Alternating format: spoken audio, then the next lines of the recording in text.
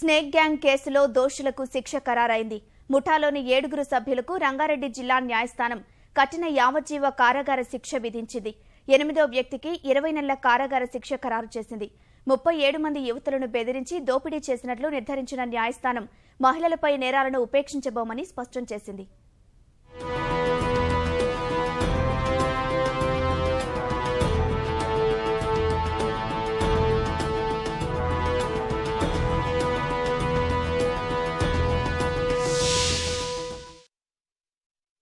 వికృత చేష్టలతో దౌర్జన్యాలు, అఘాయిత్యాలకు పాల్పడిన స్నేక్ గ్యాంగ్కు న్యాయస్థానం యావజ్జీవ కఠిన కారాగార శిక్షను ఖరారు చేసింది. మంగళవారం దోషులుగా ప్రకటించిన ఫైసల్ దయానీ, ఖాదర్ బారక్బా, తయ్యబ్ బసలామా, మొహమ్మద్ పర్వేజ్, సయ్యద్ అన్వర్, ఖాజా అహ్మద్, మొహమ్మద్ ఇబ్రహీంలకు జీవిత ఖైదు, 8వ నిందితుడిగా ఉన్న 63 ఏళ్ల అలీ బరాక్బాకు 20 నెలల జైలు శిక్ష విధించింది. ఒక్కొక్కరు 5,000 రూపాయల చొప్పున జరిమానా చెల్లించాలని స్పష్టం చేసింది. పాములతో యువతులను బెదిరించి వివస్త్రలను చేయడం అత్యంత హేయమైన చర్యగా అభివర్ణించిన న్యాయస్థానం శిక్ష ఖరారు చేసే ముందు పోలీసులు నిందితుల తరఫున వాదనలు నమోదు చేసింది. నిందితులు అత్యంత ప్రమాదకరమైన వ్యక్తులని, గరిష్ట శిక్ష విధించాలని అదనపు పబ్లిక్ ప్రాసిక్యూటర్ దేవరాజు న్యాయస్థానాన్ని కోరారు.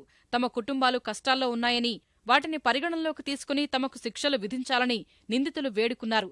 అత్యాచారాల వంటి హేయమైన నేరాల్లో నిందితులకు సంబంధించిన మానవీయ కోణాలను పరిగణనలోకి తీసుకోవాల్సిన అవసరం లేదన్న కోర్టు సుప్రీంకోర్టు 2000 సంవత్సరంలో వెల్లడించిన ఓ తీర్పును ఈ సందర్భంగా ప్రస్తావించింది.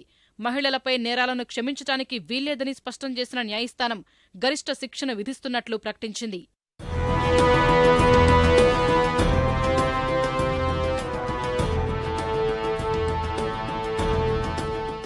కోర్టు వారు తీవ్రమైన పదజాలంతో హెచ్చరించడం జరిగింది. ఇలాంటి అకృత్యాలు, ఇలాంటి ఆగడాలు చేయడం అనేది సభ్య సమాజం తలదించుకునేటటువంటి దుశ్చర్యలు. నిజంగా ఇలాంటి చేసిన వారికి ఎవరిని కూడా మనం క్షమించే అర్హత మనకు లేదు, వీళ్ళని క్షమించకూడదని చెప్పేసి కోర్టు వారు చెప్తూ వీరికి యావజ్జీవ కారాగార శిక్ష, అలాగే ఏఐటికి 20 నెలల జైలు శిక్ష వేయడం జరిగింది. ఏ అమ్మాయి కూడా తనపైన రేపు జరిగిందని ఒప్పుకునే పరిస్థితి కాదు ఈ సభ్య సమాజంలో. ఎందుకంటే ఆమెను చాలా తక్కువ అంచనా వేస్తారు, ఒక చిన్న చూపు చూస్తారు. శీలం కంటే మరణం మిన్న అన్నట్టుగా వాళ్ళు భావిస్తారు కాబట్టి మహిళలు. అందు గురించి ఆ అమ్మాయి చెప్పలేదు, కానీ నిజంగా కూడా ఇందులో జరిగింది. అది అందుకే మనం కేసు ప్రూవ్ చేయలేకపోయింది. 376D గ్యాంగ్ రేప్ అనేది. న్యాయస్థానం తీర్పు వెల్లడించే సమయంలో Cyberabad police commissioner CV Anand, Shamshabad DCP Srinivasulu, ఇతర పోలీసు అధికారులు కోర్టులో ఉన్నారు.